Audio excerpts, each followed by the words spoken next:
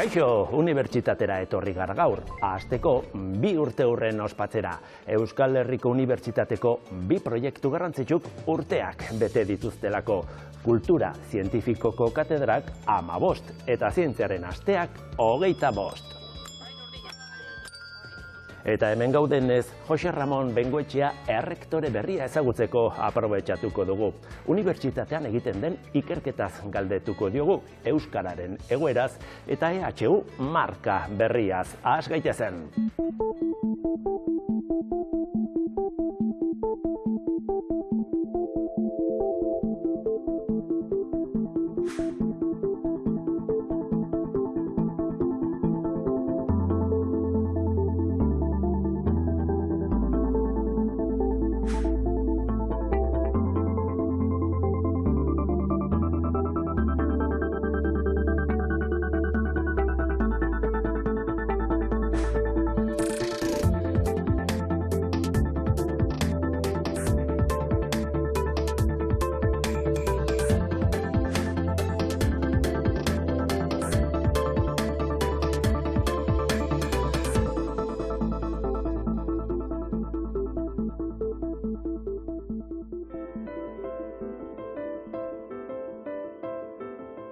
Jose Ramon Bengoetxea Caballero 1963an jaio zen Irunen.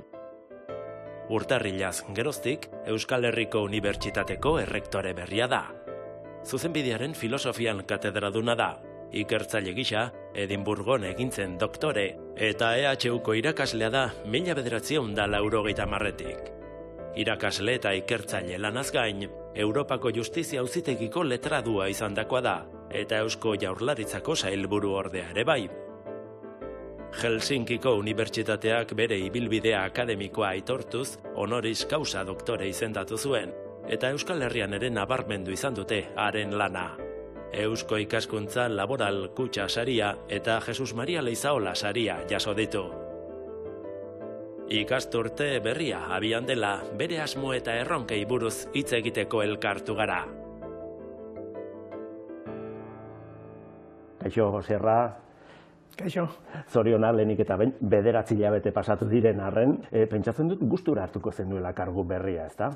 Bai, erronka polita, erronka handia, eta neurri handi batean gure unibertsitateko komunitatearen bultzada ere somatuta, eta horrek baita ere indar pixka bat eman da, aurre egin alizateko aurrean dauzkagun konpromisoak bete alizateko. Erronka berriari, nola pitu duzu unibertsitatea? Orokorrean maite dugun unibertsitatea, identifikatzen garena, denetarik daukana, oso pertsonal ona daukana, pertsonaldetik, azpiegituren batzuk osonak, eta eraikin batzutan beharrak. Baduzu ez eregina beraz. Bai, badaukagu zeregin. Israel-Palestina auziak erabat baldintzatu du, ezta? Ikasturte hasiera 257 milioiri uko egin diozu, ezta? Israelgo erakundeek zuten parte hartzeagatik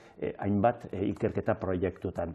Zer irabazi eta zer galdu du unibertsitateak erabaki horrekin? Argitu behar dugu kopuru hori ez dela EHUk galdu duen kopuru bat. Kopuru hori izango zen orotara ikerketa konsortzioak sortzen zirenean Europako ikerketa bultzatzeko programatan lortuko zuten kopuru osoa, gero banatu beharko litzatekena partaide guztien artean eta partaide asko egonda. Hor, tartean, unibertsitate israeldarrak zeudelarik, unibertsitateak koherentzia sartu du erabakia, eta horrekin konsekuente izan da, erabaki zuen alde egitea konsortzio horietatik. Zentzu horretan, zer irabazten duen unibertsitateak, nik uste dut, irabazi inmaterialak dira, baina garrantzitsuak, koherentzia gure printzipioekin ere bai. Ikerketa aipatu duzu oraintxe, Espainiako Unibertsitatearen lege berriak zer esana eman du, ezta, besteak beste ikerketa egitea ezinbesteko baldintza bihurtu duelako. Printzipioz horrek ona dirudi. Unibertsitateak antolatzen dira ezagutzaren inguruan, eta ezagutzaren inguruan badago ezagutza horren transmisioa irakaskuntzaren bitartez belaunaldi berrietara, batez ere, ez bakarrik, dago ezagutzaren sorkuntza. Sorkuntza bakarrik egiten da ikerketaren bitartez, ez? Eta orduan ikerketa ezinbestekoa da unibertsitatearen bizitza eusteko. Zuen helburuetako bat ikerketen konpromiso soziala da, ezta? Unibertsitateak erantzukizuna du eztabaida bultzatzeko gizarte barruan, kritika bultzatzeko, kritikak onartzeko eta testatzeko ikerketaren bitartez hain zuzen ere, eta gizarteari onura sortzeko, gizartearen onerako dago unibertsitatea. Divulgazioa da gure egitekoa, eta unibertsitatean egiten dena besteak beste jendeari helaraztea, ezta? Ezinbestekoa da, divulgatzea. Dudarik gabe, divulgazioa ere ulertu behar dugu gizarteak ematen digunaren buelta, ordaina bezala. Emaria ziurtatzen dugu ikertuz, ikasleak prestatuz, baina baita ere zuzenean divulgazioaren bitartez. Eta horrek helburu desberdinekin, baina nik esango nuke alde batetik ezagutza zientifiko oinarrizkoa maila hori igotzea, baina bestaldetik ere gizarteari hornitzeko gaur egungo munduaren aldaketak suposatzen dituen erronkeen aurrean tresnak izateko, ulertu ahal izateko zer gertatzen den. Euskal Herriko Unibertsitateko Kultura Zientifikoko katedrak 15 urte bete ditu. 2010ean sortu zen Juan Ignacio Pérez Iglesiasen ekimenez, Euskal Herriko Unibertsitatearen babesarekin eta Bizkaiko Foru Aldundiaren laguntzarekin. Xedea oso argia zen, zientzia gizarteratzea. Zientzian jantziagoa den gizarte batek beti ere aukera gehiago izango ditu erabakiak hartzeko orduan informazio hori izatea eta aurre egitea. Eguneroko arazoei edo arazo potoloi.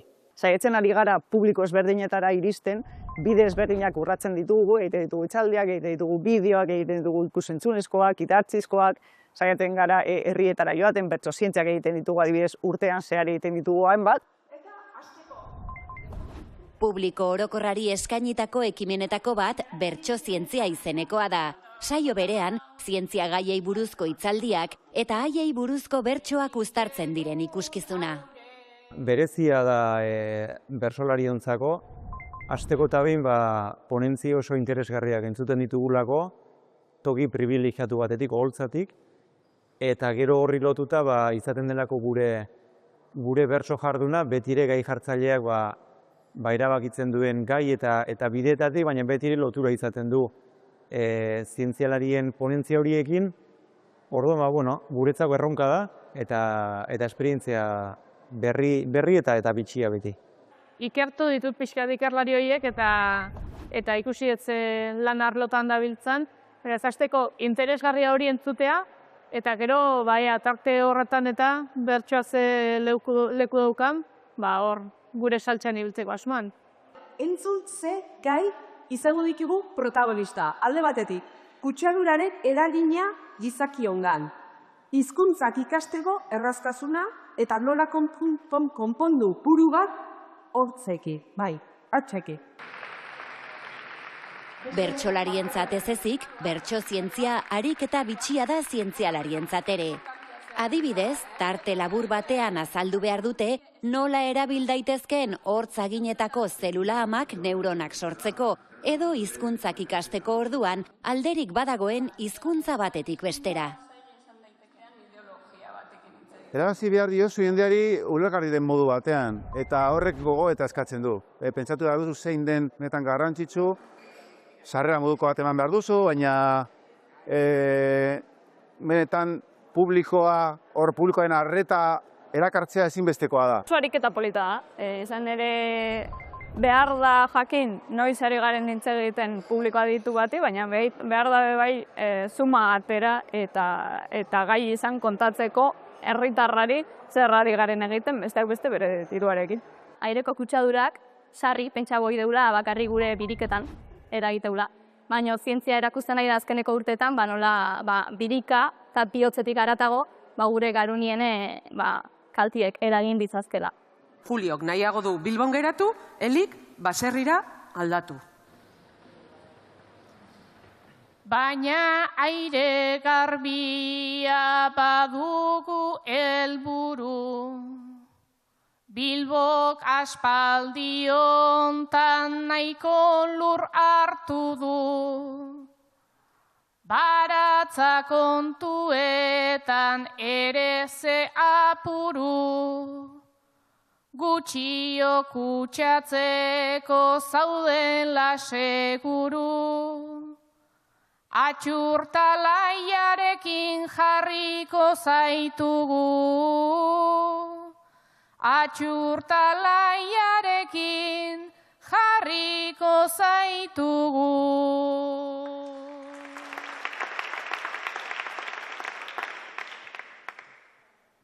Nere baserri eta zure maiorazgo, ez ni Bilbora noa, han konformen nago, jirazazu lepoa, pixka bat gorago, pasatzen dira ia 100 abioi gehiago. Gaur kutsatu gabeko tokirik ez dago. Gaur kutsatu gabeko tokirik ez dago.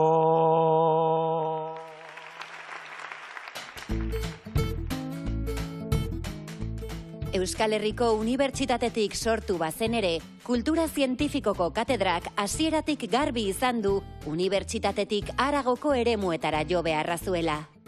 Horregatik gaur egun herri txikiak zein hiriak ditu helburu, jende jantzia zein ikasketarik ez duena, eremu formalak zein kalea bera, jakintzak ez duelako mugarik.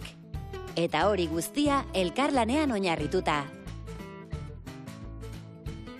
Erakunde desberdinekin, zientziaren zabalkundean parte hartzen duten erakundeekin, instituzioekin, eta orduan guzti hori errotuz joan behar da poliki-poliki, eta horregaitik poliki hasi zen, baina gaur egunean badu bere gorputza, eta gainera esango nuke badituela hainbat ekimen, urtero egiten direnak, eta urtero hasiaz joan direnak. Jendearengana iristeko, era guztietako formatuak erabiltzen ditu katedrak. Hitzaldiak, irudietan ikusten ari garena bezalako erakusketak, sare sozialen bidez zabaltzen diren ikusentzunezkoak, generoari eta zientziari buruzko jardunaldiak, edo dagoeneko klasiko bihurtu den Bilbo Zientzia Plaza ekimena. Hor sartzen dira adibidez nauka saioak. Que la tapó y la lió más todavía, y entonces dijo. Colapsó y era porque ella le había inyectado algo, lo que pasó fue Naukaz egiten da, urtero egiten da, 15 urtetan egin da, ja dagoeneko 15. urteurrena ospatu dugu aurten, eta hori egiten dana da hainbat islari andana batu, 10 minutuko hitzaldietan, izan behar dira oso hitzaldi kontzentratuak, eta egiten dana da pizka bat bideratu umorearen eta ikuskizunaren aldetik zientziaren kontuak azaldu izateko. Ibai handi batek itsasoratu aurretik batzuetan delta forma hartzen du eta zabaldu egiten da.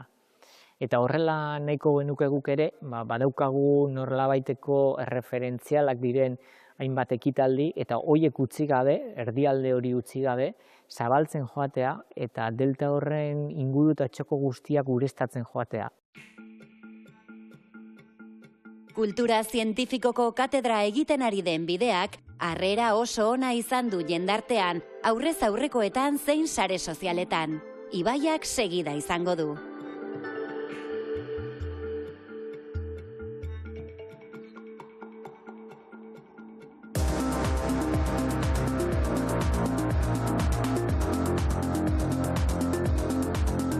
zientzialariak genio bakartiak dira? Ez. Askotan, zientzialari bat imaginatzen dugunean, genio bakarti baten irudia etortzen zaigu burura. Adibidez, Newton sagarrondoaren azpian gravitatearen errebelazioa jasoz, edo Einstein formuletan pentsatzen munduak ulertzen ez duen bitartean.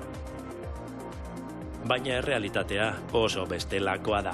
Zientzia lan kolektiboa da, jakintza metatzen duena eta elkarrizketan oinarritutakoa, eta sare edo komunitate baten ahantz handiagoa du bakarkako lanarena baino. Einsteinez ari garela, erlatibitatearen teoria etzen bakarkako gogoeta batetik sortu. Kezka berdinak zituzten matematikari eta fisikariekin izandako elkarrizketatik baizik. Gaur egun badakigu, aurkikuntza zientifiko batek dozenaka edo ehunka ikertzailez osatutako taldea inplikatzen duela. Horregatik diogu, zientzialariak ez direla genio bakartiak, elkarlanean diharduten langileak baizik. Unibertsitatearen marka aldatu egin duzu, ezta? Marka sendotzea zen helburua eta irudi aldaketa bat egin duzue, orain EHU da. Unibertsitatea zer esana eman du horrek, ezta? Baretu da polemika apur bat. Guk uste dugu marka soiltze horrek ekarri duela estetikoki behintzat ekarpena eta onarpena. Eta gero eta gehiago ikusten ari gara, medioetan lehen askotan erderaz batez ere hitz egiten zenean, la UPV ez dakitzer, orain la EHU jartzen da. UPV utziko bagenu bakarrik, segurazki jende askok jarraituko zuen nahazten Valentziako... Valentziara joango zen behar bada. Universitat Politeknika de Valencia, eta ja ez dago inolako konfusiorik, eta pertenentzia sentimentu hori nik uste dut areagotu egin dela. Euskara indartsu dago unibertsitatean? Gure erronka, azken fineko erronka da normalizazioa erabatekoa izatea gizartean. Gure erronka izango litzateke Euskal Herriko Unibertsitateak bere baitan lortzen ari den normalizazio maila hori nolait transmitituko balio gizarte osoari jakina horren bitartez prestatuz profesionalak euskeraz aritzeko gauza direna. Eta horretarako zer behar dugu, batez ere irakaskuntza mailan ziurtatu behar dugu lehen komentatutako ezagutzaren transmisio hori euskeraz egiteko gauza garela, eta hori lortzen ari gara.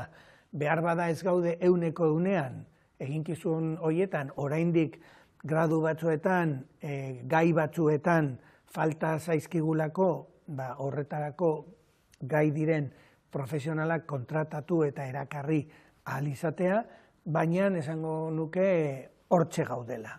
Gero, beste gauza bada ezagutzaren sorkuntza hori, sormena, ikerketaren bitartez, eta hor euskeraren presentzia txikiagoa da, gaztelaniaren presentzia bera ere txikia den arrazoi berberagatik. Eta da munduan, hain zuzen ere, ikerketaren nolabaiteko lingua franka berria azaldu delako, eta hori da inglesa. Hitz egin dezagun orain genero arrakalaz izan ere, EHUn emakume ikertzaile asko dago, baina azken datuek erakusten dute gizonezko ikertzaileen lan bizitza askoz ere luzeagoa dela, ezta? Guretzat kezkagarria da, aipatu duzun arrakala hainbat arlotan, batez ere goi mailako postuetan, irakaslegoaren karreran, irakasle oso edo katedradun plaza horietan topatzen ditugunak, hor hasten gara diferentziak, edo arrakalak ikusten, eta guk hori konpontzeko baita ere gure promozioan proposatzen ari garen araudi berrian, hori kontutan hartzen ari gara, ze proportzioa dagoen gizon emakumeen artean, eta gutxiago ordezkatuta dagoen generoaren aldeko irizpideak bultzatzen ari gara. Ikasleen artean ez da gertatzen, baina ikusten da arrakala disiplinen arabera, STEM edo STEM disiplina horietan oraindik lortu behar dugu emakume gehiago sartzen direla, beste disiplinetan, adibidez, osasun arloarekin zerikusia dauzkatenetan ordezkapen emakumeen aldekoa da gehiago. Bukatzeko, gizartea, kontziente da unibertsitate indartsu eta prestatu baten beharraz? Nik uste dut, gizarteak ezagutzen gaituela, askotan entzun izan dut, hain edatuta gaude, hain gaude non, gure gizarteak ia ez gaitu ikusten, ez duenean ikusten arnasten duen airea. Baina hor dago, eta unibertsitatea bazter guztietan dago. Zientzia zabaltzen, zientzia sortzen, proiektuetan, enpresekin lankidetzan, leku guztietan dago. Behar bada horri eman beharko genioke kontzientzia maila eskalatu kontzientzietan, ez? Niri aidearena gustatu zait. Ez dugu ikusten, baina behar dugu, unibertsitatea bezala. Hain zuzen. Eskerrik asko, Joserra. Ez horregatik. Irudi hauen eta beste hauen artean 25 urteko aldea dago. Azpian dagoena ordea berdina da, jakin minari ateak zabalduko dizkion espazioak sortzea. Euskal Herriko Unibertsitateak antolatzen duen zientzia astea da. Ibilbidea luzea izan da, eta nik uste dut 25 urte hauetan lortu izan dugula sendotzea, konsolidatzea, proiektu bezala lortu izan duena batzea edo elkartzea alde batetik unibertsitatea eta herritarrak, gizartea, zubia izanik, lotura izanik zientzia. Zientzia astea helburu jakin batekin jaio zen orain mende laurdena. Gazteen eta ikasleen artean zientziarekiko jakin mina piztea. Urteekin publikoa zabaldu eginda eta familiak, etxeko txikienak eta pertsona nagusiak batzen ditu.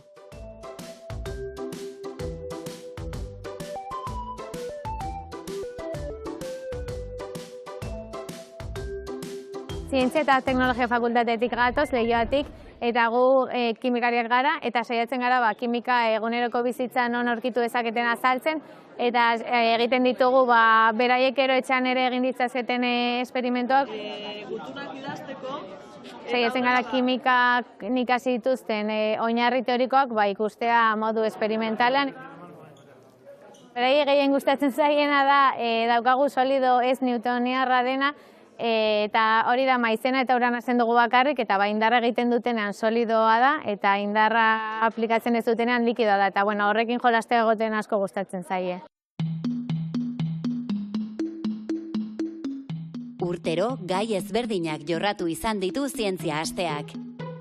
Aurten, plastikoak eta mikroplastikoak izan ditu hizpide, zientzia plastikorik gabeko planeta baten alde lelopean. Bilboko Areatzako karpa batzuetan hasitako egitasmoa asko hazi da urte hauetan guztietan, eta egun Euskal Autonomia Erkidegoko hiriburuetan eta Barakaldon ospatzen da. Herritarren partetik ere, gero eta jakinmin gehiago dago, gero eta interes gehiago ikusten ari gara, eta kasu batzutan ez dagoenean horren beste, hor gaude mota honetako ekimenekin, pizteko edo esnatzeko jakinmin hori eta interes hori, ezta? Tailerrak, hitzaldiak, erakusketak eta bisita gidatuak erabiltzen ditu zientzia asteak, zientziari loturiko gaiak gertutik erakusteko eta ulertarazteko. Euskal Herriko Unibertsitateko ikertzaileak berak dira, haien lana ikusarazten dutenak, jakinmin hori kutsatzeko nahiarekin. Gu Euskal Herriko Unibertsitateko mikrobiologiako taldetik gatoz, eta gabize azaltzen, ze mikroorganismo motara zen, askotan ez dizenetik ikusten gatxera jakitsi zen motara zen, eta euran importantzixi rekalkaten. Izan ere beti asistatzen dugu igual mikroorganismoak infekzioekin eta gaixotasunekin, baina beti ez da horrela. Oso garrantzitsua dira osasuna mantentzeko, eta gainera gaur egun One Health terminoa ere oso modan jarrita dago ekosistemen, animalien da gure danen arteko osasuna lotuta dagoelako.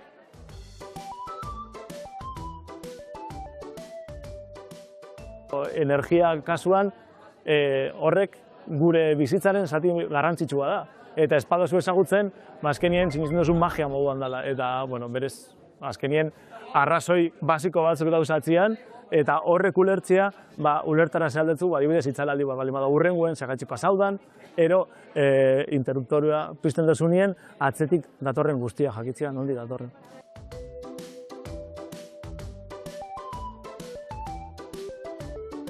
Zientzia herritarri gerturatzea garrantzitsua da, zientzia gure eguneroko bizitzan leku guztietan daukagulako, ez da? Gure eguneroko bizitzaren parte da zientzia, ez da?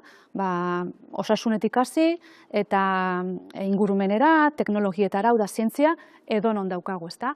Eta zientzia hobeto ezagutzen badugu, eta hobeto zabaltzen badugu, hobeto plazaratzen badugu, erabaki hobeak lortzeko gai izango gara gizarte moduan. Mende laurdena bete berritan, aurrera begira erronka eta nahi handiak dituzte. Tartean, zientziarekiko jakin mina, herri, auzo eta txoko guztietara zabaltzea.